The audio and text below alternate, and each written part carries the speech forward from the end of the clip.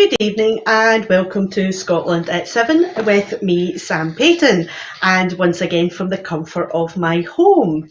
And tonight I'm bringing to you the news from UK and from around the globe. And first of all, we are starting off with the coronavirus update. As of 2 p.m. today, a total of 1,889,442 people in Scotland have been tested through NHS Scotland labs and UK government regional testing centres since the start of the pandemic. Of these, 1,665,077 have been confirmed as negative. 224,365 have tested positive. There are 273 new cases of COVID-19 confirmed by a test, although not everyone with the virus will display symptoms, and not all those with symptoms will be tested. There has been one new reported death of a person who tested positive. The number of patients in Scotland who have died from complications caused by the coronavirus COVID-19 infection now stands at 7,643. This number only includes those who have died having received a positive test for the virus in the previous 28 days. Of the people who have tested positive, 107 were in hospital last night, 14 of whom were in intensive care.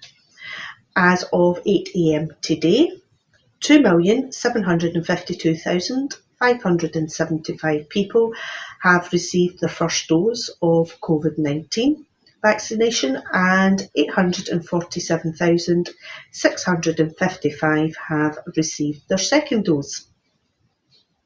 The latest UK daily figures show 127,327 patients who tested positive for COVID-19 have sadly died from their illness, an increase of 22 since yesterday.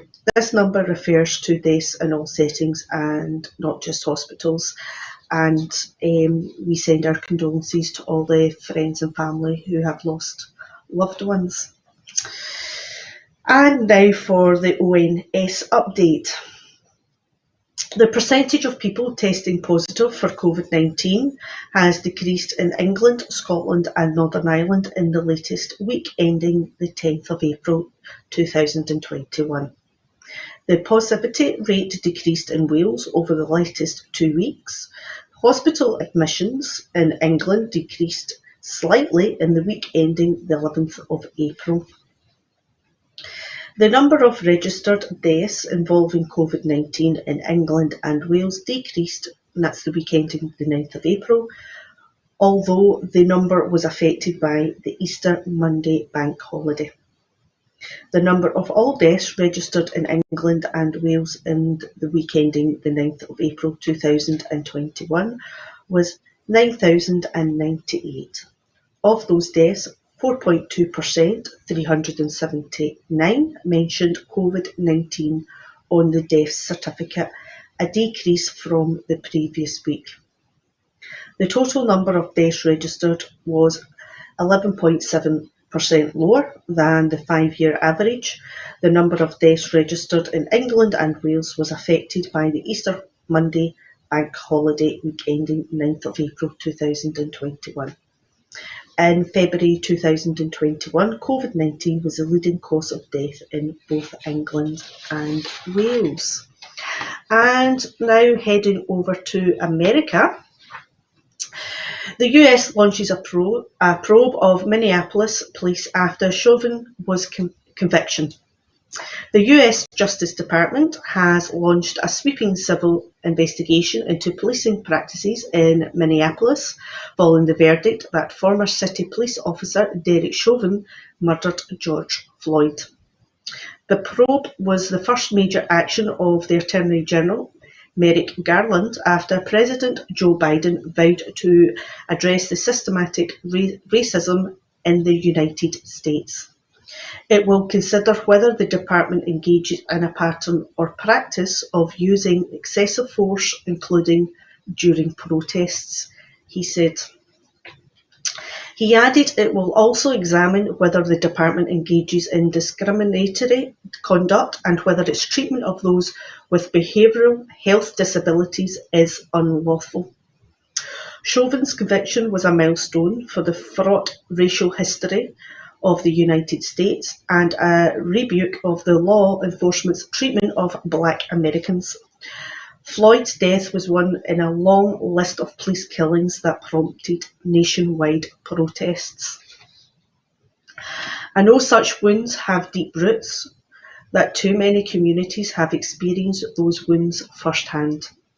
Yesterday's verdict in the state of criminal trial does not address potentially systematic policing issues in Minneapolis, Garland said.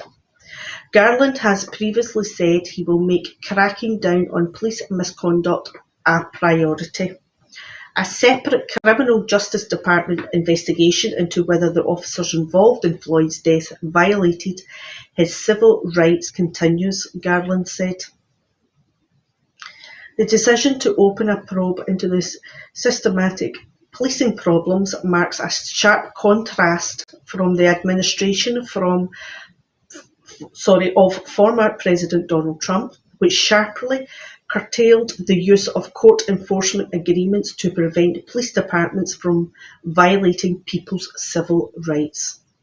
Today, Garland said Justice Department officials had already started to reach out to the community groups in Minneapolis to ask about their experiences with law enforcement, and they also plan to speak with police officers there about the training and support they receive.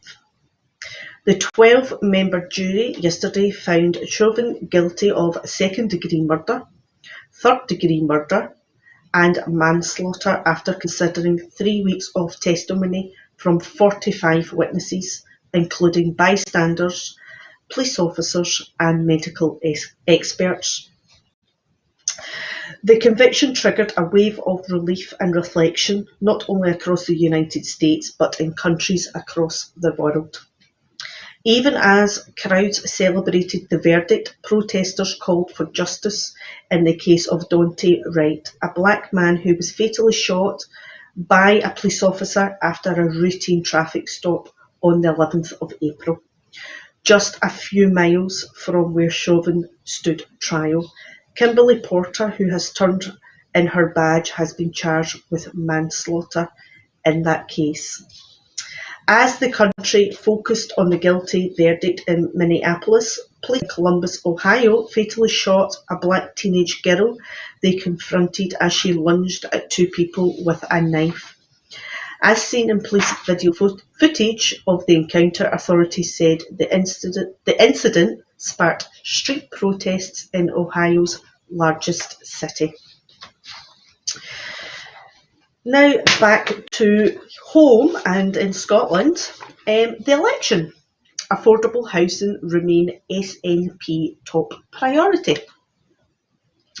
Nicola Sturgeon has said today that the SNP's record on affordable housing stands head and shoulders above that of the other parties, as she pledges to deliver 100,000 affordable homes in Scotland over the next decade, highlighting how investment in Scotland is significantly higher than the rest of the UK, with more affordable homes being delivered as a result. She said that housing is key to delivering economic growth, tackling poverty, and meeting Scotland's climate targets. Other key SNP housing commitments include investing £1.6 billion in the next Parliament to decarbonise the heating of homes and other buildings, ensuring that by 2026 all new homes delivered by registered social landlords and local authorities will be zero-emission homes. Speaking in Dumbarton today, Nicola Sturgeon said that the SNP inherited a situation of chronic underinvestment in social housing, perhaps epitomised by the notorious 6 council houses built by the previous Labour Lib Dem administration. She said that her government made housing a top priority and it will remain so for as long as SNP is in government. And for another election story, arts can help reinvigorate High Street, say the Scottish Greens. Arts and culture can play a key role in breathing new life into Scotland's high streets as we emerge from the pandemic, the Scottish Greens said today. The party proposes local place plans that would allow community-led planning to build great places and build stronger communities. This includes supporting the repurposing of commercial properties into artist-led spaces such as studios, venues, cinemas, workshops and production facilities. Commenting during a visit to Fire Station Creative, an artist collective in Dunfermline, co-leader Patrick Harvey said that even before the pandemic hit Scotland, many high streets had far too many empty units as more and more shopping was done online. He said that He said that there is a need to rethink our town centres as they become attractive places to be, and artists can play a huge role in the green recovery. As COVID restrictions ease and we get a chance to get together again, there will be huge appetite for gigs, galleries, and artists need to lead that. And sticking with Scotland, the STUC supports Scotland's right to Indie Ref 2. The STUC Congress has voted in support of a motion stating that the Scottish Parliament should have the power to hold a referendum on Scotland's future and should not require the UK government to consent. It also restated that its view the Westminster government should not resist a second vote if the majority of pro-independence MSPs are elected alongside a clear preference among the Scottish people for a second vote. However, it was also clear from Congress that the priority of the trade union movement in the period ahead is for a people's recovery, and that this should be in the Parliament's immediate priority too. This STUC rejected the pursuit of a so-called supermajority for independence in the next Parliament through tactical manoeuvring. The statement said that this would undermine the sovereignty of the Scottish people and that a pro-independence majority of MSPs is categorically not a mandate to negotiate independence without a second referendum. The STUC General Secretary, Ros Foye, said, "Our vote today has reaffirmed the right of the Scottish people to self-determination and recognised that as the central democratic institution in Scotland, our Parliament should have the power to determine whether and when to hold a second referendum." Now for the next story. Call for the public inquiry into Tory taxis for contracts scandal. Ian Blackford MP has called for a public inquiry into the UK government's tax for contracts scandal following the revelations the Prime Minister agreed in a text message to fix a tax issue for billionaire Tory donor Sir James Dyson. Following questions from the SNP Westminster leader, Boris Johnson agreed to publish all personal exchanges on COVID contracts. The messages have came to light amid an ongoing row over lobbying in Westminster, with widespread concern about informal contacts and lobbying between government and businesses after revelations the former Prime Minister David Cameron sent texts to the Chancellor and other ministers on behalf of the failed finance firm Greensill Capital. And now for the next story. I'm getting jokes in my ear right now, so if you see me giggling, that's why.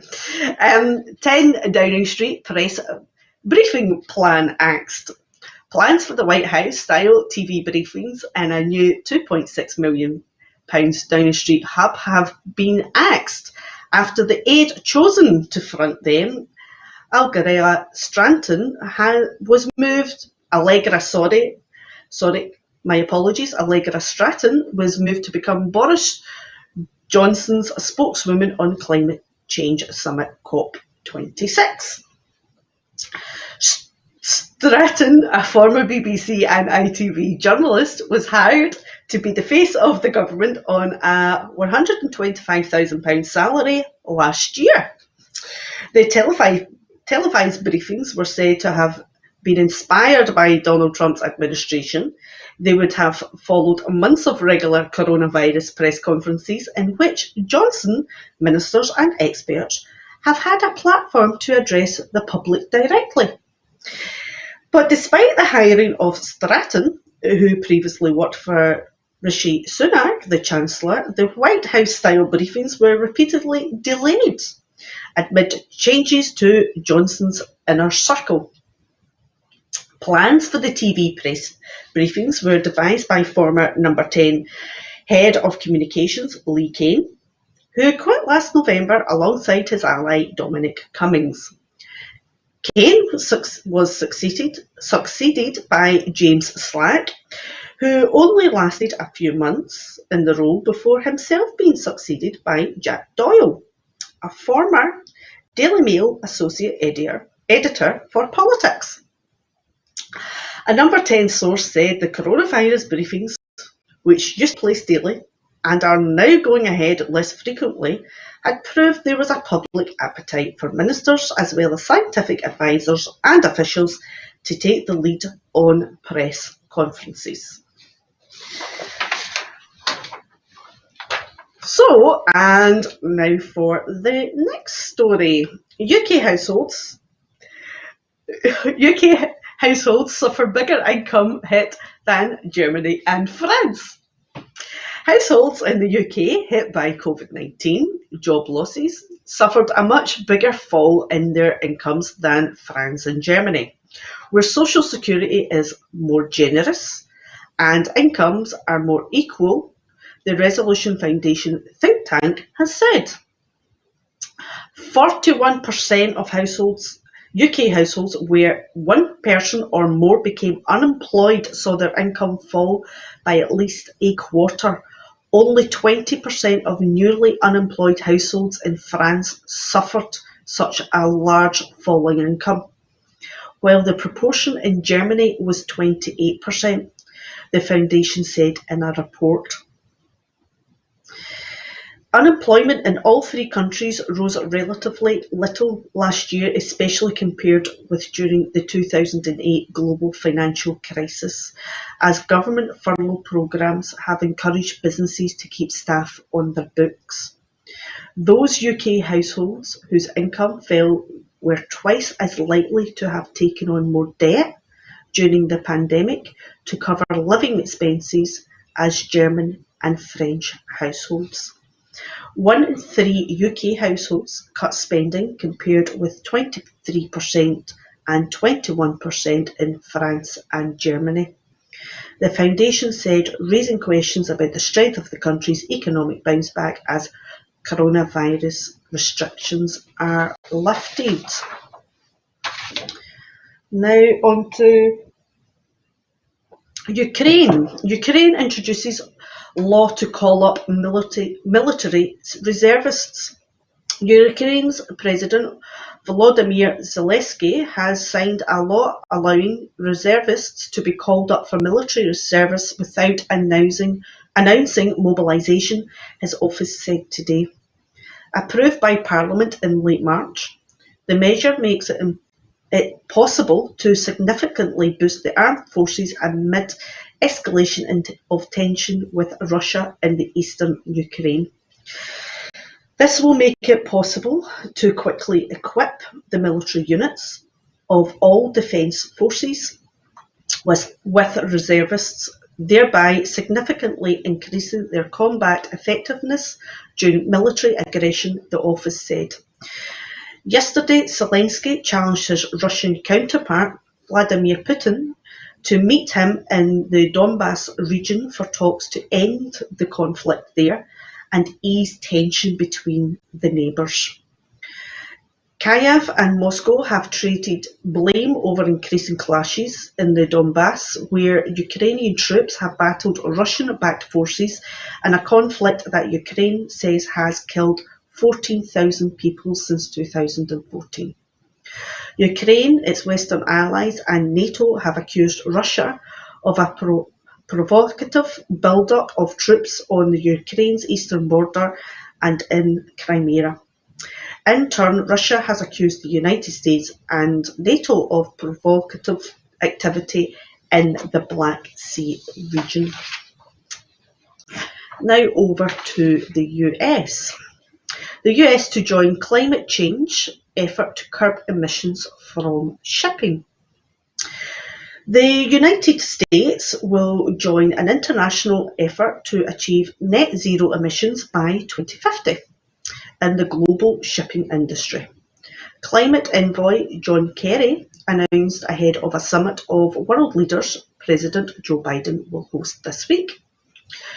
We're going to look to the ocean to continue to help reduce pollution, he told a conference hosted by the Ocean Conservancy yesterday. The United States will join Saudi Arabia as the only two countries to formally pledge to work towards the International Maritime Organization's greenhouse gas strategy. The global sector emits 1 billion metric tonnes of carbon dioxide each year, according to the Ocean Conservancy, on par with Germany's annual emissions. Kerry told the conference that the United States will help deploy the technologies needed to rapidly reduce the sector's emissions.